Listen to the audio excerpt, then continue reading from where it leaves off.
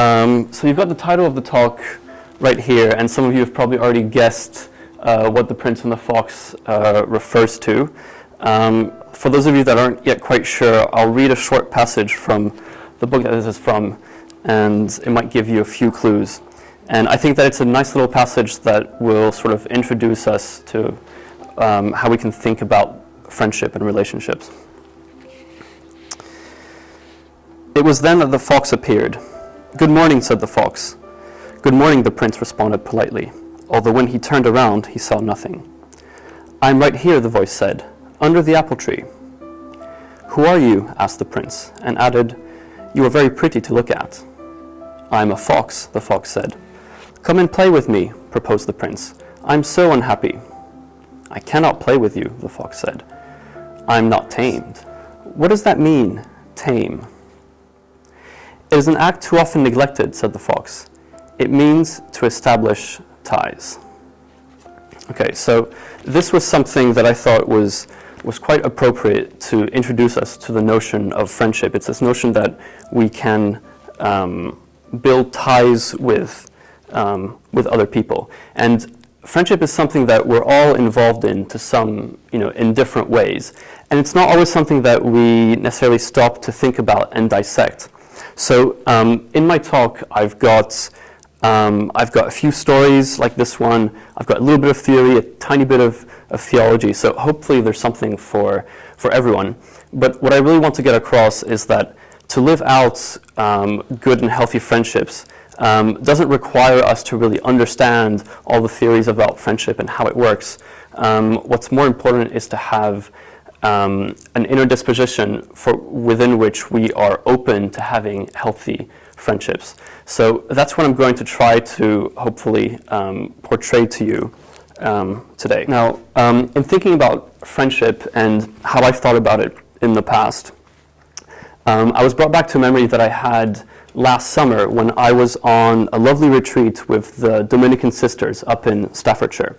And there were about 15 of us, and what we did for 4 days is that we thought about the question, what does it mean to be human? And we based a lot of our reflection and study on Aristotle, namely what he wrote on the soul and on politics. And it was a fascinating 4 days where we were praying together, we were reading together, studying together. And then I left and I went home. And then I had lots of friends who were asking me what I was doing for that long weekend and what I got out of it. And what really struck me was to the extent to which Aristotle really believed that friendships and relationships was a very key aspect of what it meant to be human. That in a sense, we are built for relationships. We have relationships all around us. Our identities are very much linked with our relationships. And so it really struck me that if relationships is such a key part of what it means to be human, it's not something that we want to neglect, because if we do, we might miss out on really being fully ourselves. And when I was invited to speak at this event and to think about what it meant to live a balanced life, I was really struck by the 4 pillars that were chosen, in the sense that I came to see how relationships and friendship was really central to supporting the other pillars. And I think we can see that in several ways. But the way in which I saw it very clearly, and which I thought about quite instinctively when I saw the 4 pillars, is this notion of accountability, right? There's a slogan that I like to keep in the back of my mind, and that slogan is, "You are the average of the 5 people you spend the most time with," right? You are the average of the 5 people you spend the most time with. Now, that's not something that I would sort of hold to very strictly, because obviously I think we're much more than just an average of the 5 people we spend time with. But what I think is very powerful in that short little statement is that it's helped me a lot to think about how my standards gravitate in line with the people that I spend time with. and how people keep me accountable in various aspects of my life. And that happens through friendship and relationships. So when thinking about the other pillars of a balanced life, right, when we think about purpose, right, which we heard about yesterday, it struck me that whenever I'm around people that have very strong purpose in their lives, there's something particularly compelling and attractive about that experience, about hearing how someone is very passionate about something, right? So, namely, when Adam was telling me about the whole Balanced Life project, I could really feel the passion in his voice and how he had found something that was really giving purpose to what he was doing. And so the reason I raise this is because I find that whenever I'm trying to adopt a certain new behavior, let's say, and in this case it might be to have more purpose in my life, what I found helpful is to actually think about what are the people that I can spend time with that can help me to raise my standards in that kind of area.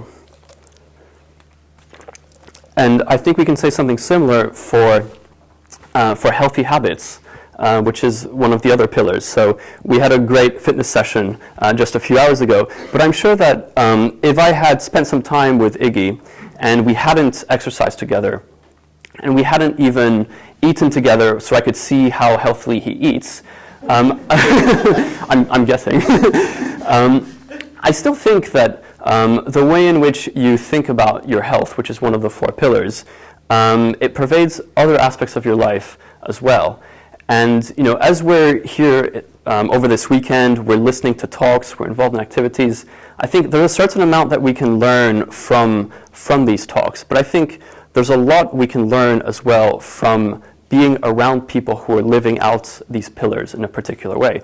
So, one way in which that might take place is if I had met Iggy at a party one evening, and we were chatting, and then all of a sudden Iggy goes, "Oh, by the way, I've got to leave now." And I might go, "Well, it's really early, like the party's just started, where are you going?" And Iggy might respond, "Oh, actually, I need to get some sleep so that I can get to the gym in the morning before I head to work."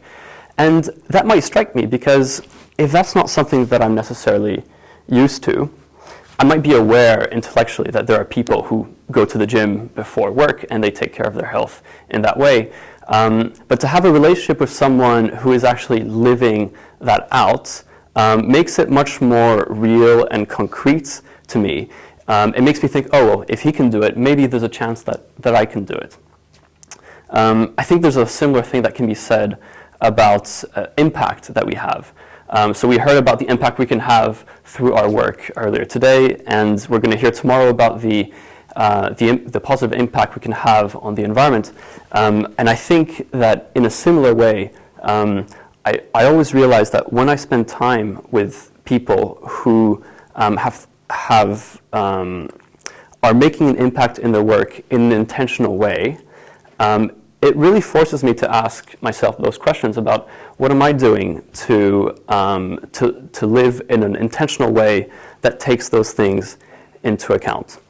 So I think this notion of being the average of the people we spend time around has been very helpful for me in thinking about friendships and relationships.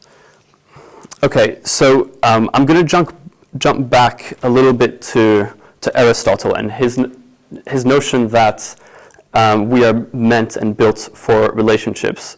And I'm just going to allow myself a short little geeky theology interlude, if you don't mind. One of the things that Aristotle was keen on is to try to show what the difference is between us human beings and other animals, right? And what he came up with was this notion that what's distinctive about us is that we have an intellect through which we know, and a will through which we choose or we love.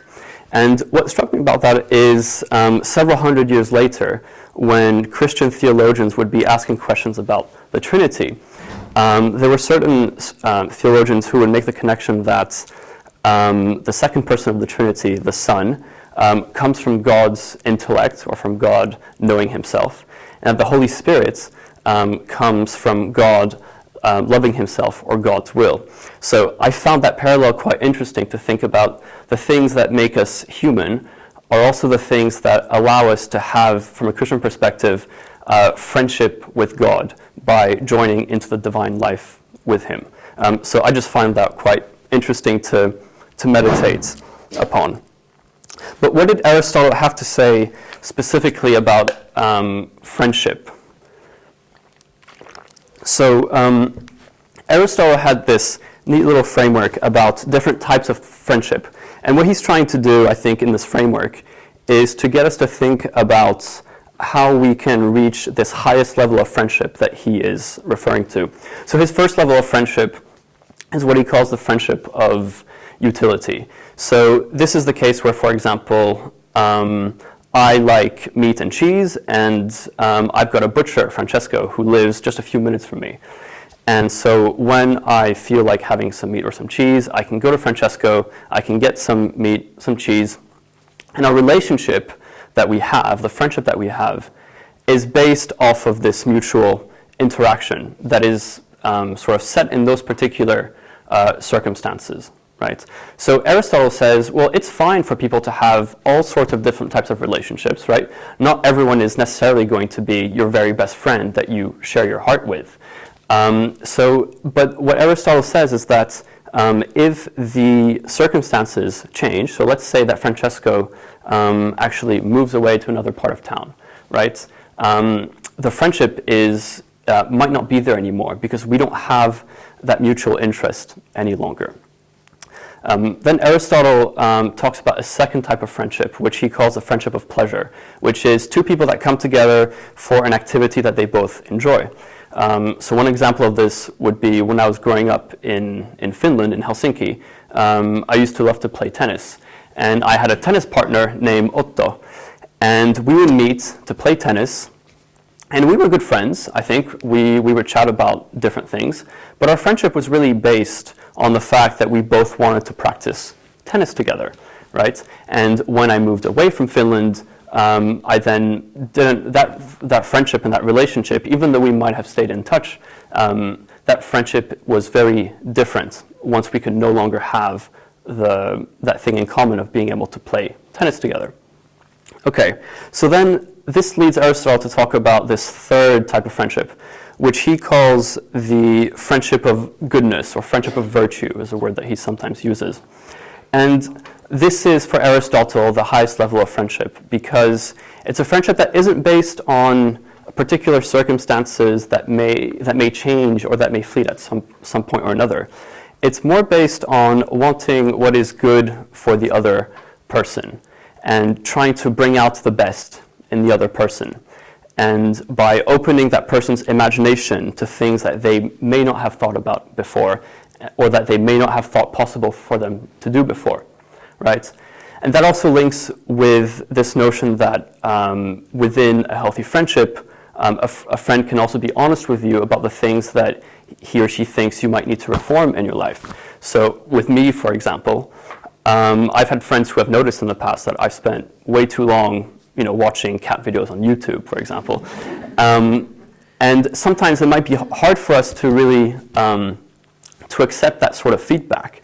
But actually, once we understand that it's coming from a place of love and from a place of the other person wanting to will what is good for us, then we can have this relationship where we can accept feedback from our friends.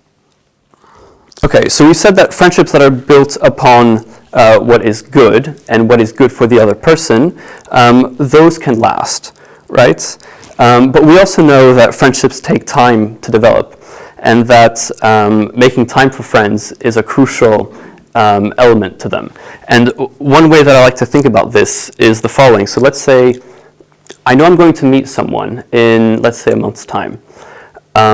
But within that time, I might do some research on that person. I might go on their Facebook profile or their Twitter profile, see what they're up to, see what they're like. And that would give me a certain amount of information about that particular person. Then I might go a step further, and I might actually meet some of this person's friends. And this would give me even more information about that person. It would allow me to build a more accurate picture of what that person is like. But still, I wouldn't really know that person very well. And it's only once I actually spend time with the person and really make a point of prioritizing time with that person that I can really have a relationship with that person and get to know them. And if I try to think about the people that are closest to me in my life and what it would be like if I had never met them, but I had been able to do all sorts of different research on them, how much I would lack in terms of my understanding of that person. I think that's, for me, that's been quite a powerful thing to think about. And I'll come back in a moment to this notion of time and commitment as well. Okay, so yeah, leading on from that, I'm going to read another passage from The Little Prince that illustrates this notion of time. So we're back to the fox and the little prince. The fox gazed at the little prince for a long time. "Please, tame me," he said. "I want to, very much," the little prince replied. "But I have not much time. I have friends to discover, and a great many things to understand." "One only understands the things one tames," said the fox. "Men have no more time to understand anything. They buy things already made at the shops. But there is no shop anywhere where one can buy friendship, and so men have no friends anymore. If you want a friend, tame me." "What must I do to tame you?" asked the little prince. "You must be very patient," replied the fox. So we know that spending quality time with someone is a key ingredient to friendship. But let's think a little bit more about what happens when two people are interacting and building a friendship. And as I was trying to uncover what might happen in this instance, I think we can be helped a lot by the wisdom of a 13th century Dominican friar, Thomas Aquinas. So Thomas Aquinas wrote vastly on the virtues and on happiness, and we can see that he's very much influenced by Aristotle's notions and frameworks. But I think that he adds something very distinct to his writing that can help us think about friendship. And that particular thing is this notion of shared wonder, right? So shared wonder is whenever someone sees something that is inspiring or incredible, and that person then wants to share what they're wondering about with someone else. And at that time, you've actually got two people that are looking outwards in the same direction. And this can be something very, very powerful in building friendships. And actually, I think that it's something very integral to who we are as human beings, because from very early on, we see babies doing this, right? At a certain age, babies will start pointing at things, right? Look, mommy, look at this. And what they're really doing there is they're wanting to share the wonder that they have in something. They want someone else to be able to share in their happiness, in their wonder. So I think it's very interesting that babies, do this at a very young age. But also interesting to notice how we sometimes lose this sense of wonder when we grow up. And so what I next want to do is actually say a few things about the things that might take us away from the ability to share wonder. And I think that C.S. Lewis actually has some interesting things to say. Well, actually, before I get to that, I think there's another little quote from him I really like about friendship, which is, "Friendship is born at the moment when one man says to another, 'What? You too? I thought that no one but myself,'" right? So again, it's the same notion of being awe-inspired with something and then being able to share it with someone. Okay, so I think C.S. Lewis gives us a clue into one of the main things that makes it difficult for us to have relationships where we can really share what we wonder about. "To love at all is to be vulnerable. Love anything, and your heart will certainly be wrung and possibly be broken. If you want to make sure of keeping it intact, you must give your heart to no one, not even to an animal. Wrap it carefully round with hobbies and little luxuries. Avoid all entanglements. Lock it up safe in the casket or coffin of your selfishness. But in that casket, safe, dark, motionless, airless, it will change. It will not be broken, but it will become unbreakable, impenetrable, irredeemable. To love is to be vulnerable, which brings us back actually to the one of the originations of this Balanced Life project, which was Brené Brown's talk on the power of vulnerability, which is obviously very crucial in terms of building and sustaining true friendships, right? So then I tried to ask myself, what is my behavior when I'm not able to really be vulnerable with the people I should be vulnerable with? And one thing that I catch myself doing sometimes is maybe using irony or sarcasm to sort of mask this fear of vulnerability. So that's something that I try to keep in mind as well, to make sure that I'm being sincere with the people around me.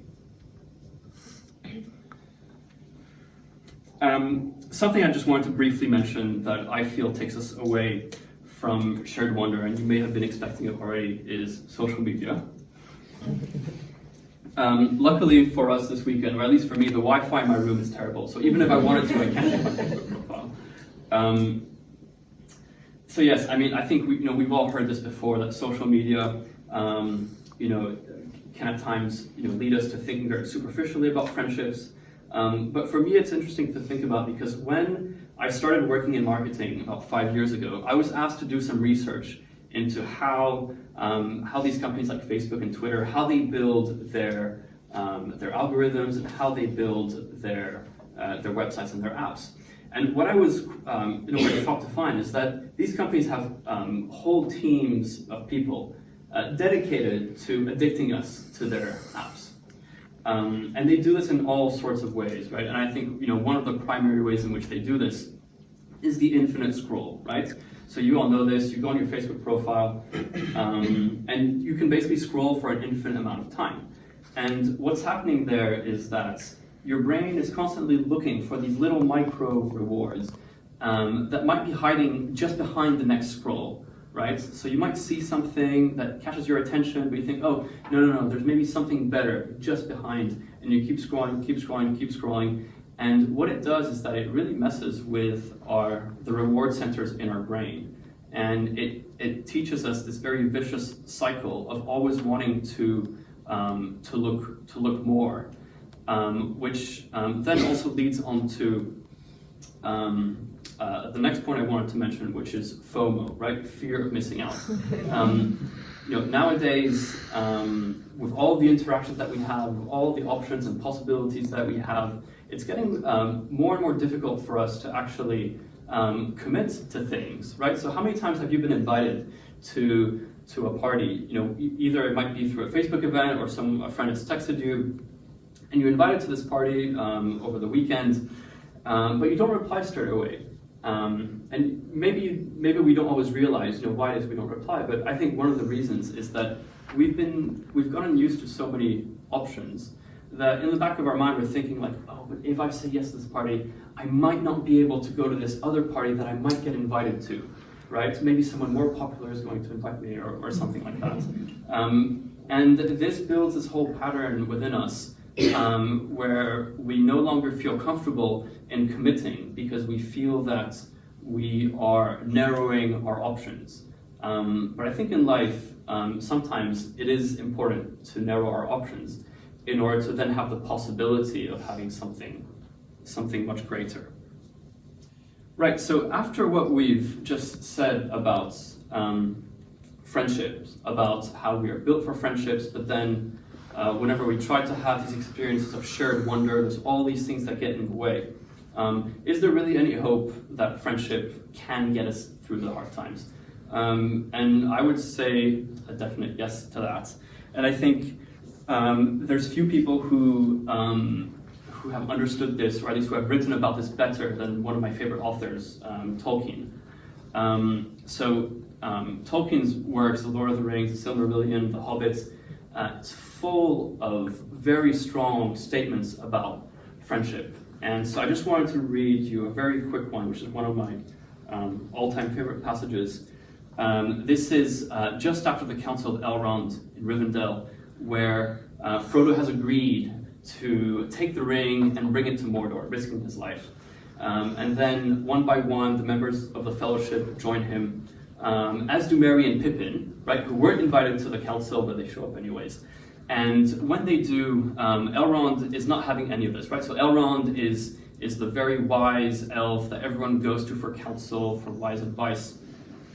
And he's having none of it. He doesn't want them to go. What can two little hobbits added to this fellowship do any good in the face of all of this incredible danger? And that's when Gandalf steps in. And this is what he says. It is true that if these hobbits understood the danger, they would not dare to go. But I think, Elrond, that in this matter, it would be well to trust rather to friendship than to great wisdom. Right. So obviously the great wisdom that he's referring to is Elrond, who everyone always goes to for wisdom and counsel. But in this particular case, Gandalf actually thinks that the friendships that the hobbits have is actually more powerful than Elrond's wisdom, which is a very powerful statement. And as we know, in the end, Gandalf was right. Spoiler. So that's what I wanted to share with you today. I'll just leave you with one more little thing. A few days ago, I was very graciously invited to Adam's family home for a lovely meal on New Year's Day. And Joe was with us. So Joe, I don't think Joe has arrived yet, but he'll be arriving later today. And Joe had a really interesting question that he went around the table and asked all of us. He said, what is it in 2020 that you want to achieve? And I thought, okay, need to come up with something clever to say. It kind of caught me off guard, and I wasn't, hadn't really thought about it much. And so I ended up saying something about my work and my job. But then that night, when I was walking home, I thought about it, and I thought, okay, what do I actually want to do in 2020? And then I thought about my closest relationships. And I thought, well, what if it would be a resolution this year to really focus on those? What if I actually focused on being a good son to my parents, or a good brother to my sisters, or a good uncle to my niece, or a good friend to my closest friends?